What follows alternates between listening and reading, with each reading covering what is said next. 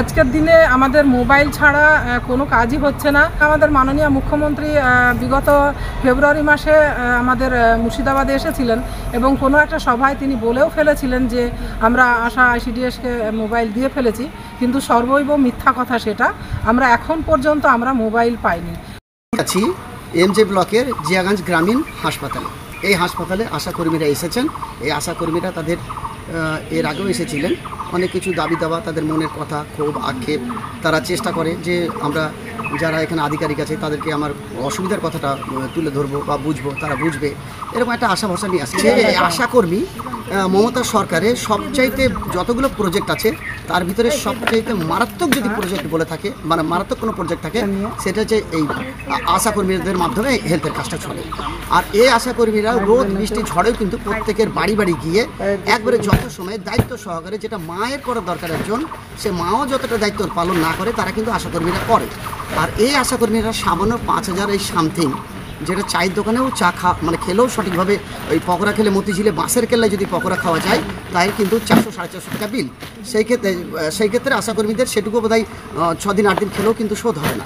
কিন্তু মেন সমস্যা হচ্ছে যে মমতা সরকার এক চান্সে 40,000 টাকা বিধায়কের ভাতা বাড়িয়েছে। 40,000, ভালো করে চিন্তা ভাবনা করবেন। 40,000 বাড়িয়েছে চা খরচ, যাতে ওদের অসুবিধা না হয়। তাহলে একটা এমএলএ যদি 40,000 বাড়িয়ে থাকে, আর আশাকর্মীরা দিন রাত পরিশ্রম করে যাদেরকে ছাড়া চলবে না হেলথ সেন্টার, একবারে সিস্টেমই অকেজ হয়ে থাকবে, তারা সামান্য 5,000 কত টাকায় মানে কাজ করছে। একটা লেবারের বেতন কিন্তু 450 টাকা 550 টাকা হচ্ছে লেবারের বেতন, কিন্তু এরা কিন্তু পরিষেবা দিচ্ছে কিন্তু লেবারের থেকেও কম। মানে লেবার থেকে কম কী বলা যাবে, মানে 7 দিন 8 দিন লেবারের যা চার্জ এক মাসে, তাদের কিন্তু এদের মাসের বেতন। তাছাড়া এর আগে সরকার শুনেছিলাম বলেছিল যে বিভিন্ন সিস্টেমসের জন্য মোবাইল তাদেরকে অ্যান্ড্রয়েড সেট দেওয়া যাবে। এখন পর্যন্ত আশাকর্মীরা সেই মোবাইল পায়নি।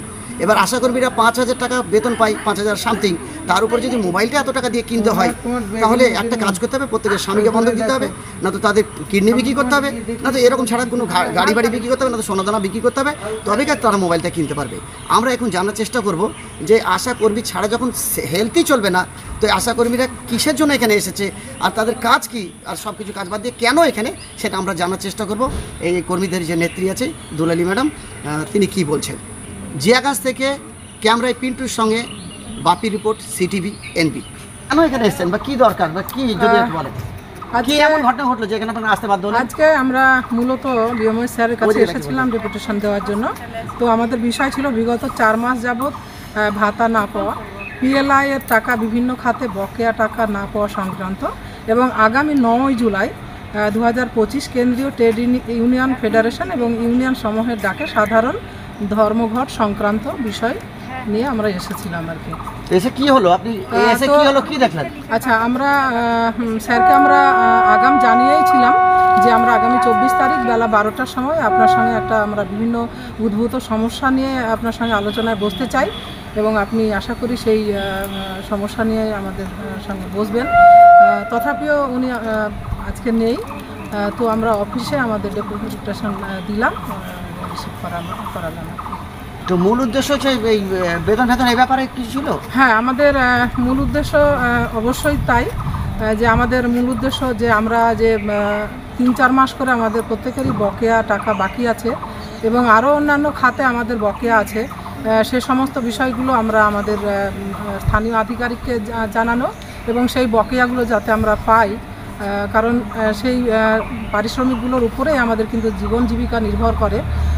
আমরা এইভাবে পারিশ্রমিকবিহীনভাবে মানে পরিশ্রম করতে করতে আমাদের শরীর এবং সংসার দুটোই আজকে বিপন্ন হতে বসেছে।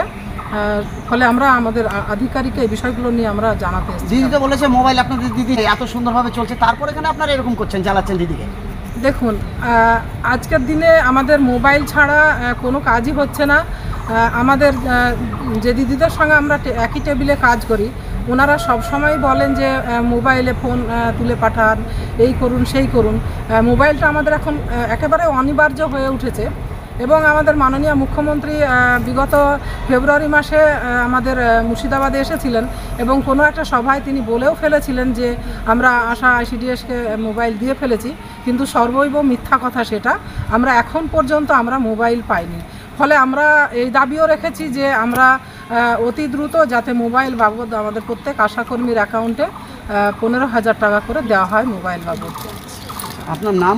আমার নাম দুলালী বেগম, আমি পশ্চিমবঙ্গ আশাকর্মী ইউনিয়নের মুর্শিদাবাদ জেলা সম্পাদিকা।